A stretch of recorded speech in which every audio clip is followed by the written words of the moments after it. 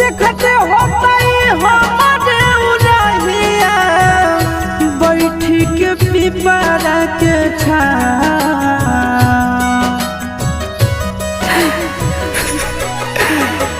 देखते होता हमारे उड़हिया बैठी के पिपरा के रुक रुक रुक अरे टरेनिया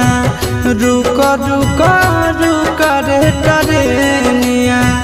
ले ले चल जनुआ के गाँव रुक रुक